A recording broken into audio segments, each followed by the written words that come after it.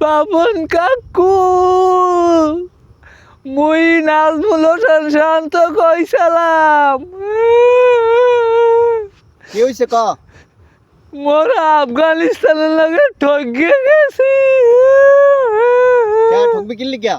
হ্যাঁ 20 ওভারে বলাররা 115 রানের টার্গেট দিয়েছে, এই নিয়ে তোরা 12 ওভারে ম্যাচ জিতলে আমরা সেমিফাইনালে চলে যাই। এই নিয়ে তোরা 20টা ওভারও ম্যাচ জিততে পারলি না। তোকে আমি কোটি কোটি টাকা বেতন দিই বিসিবি থেকে, কিসের জন্য দিয়ে? তোরা দেশের ইজ্জতটাই তো নষ্ট করছো বেয়াদব গুলা। ধাক্কা দিয়ে বের করে দেবো তোদেরকে, একটারও মনে করো ইচ্ছে রাখবো না। কাকু মোরা গেছে গাইতে খাতায় মোসালাম।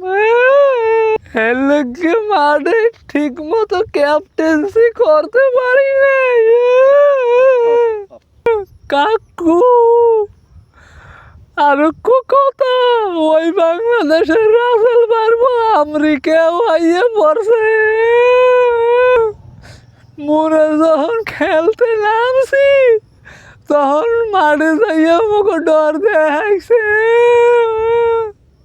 এর লগে ব্যাট করতে যাইয়া আমাকে হগলটির আলু কাঁপছে। দয়া করিয়া মোরা বাংলাদেশে আইলে আমাকে কিছু কইবেন না।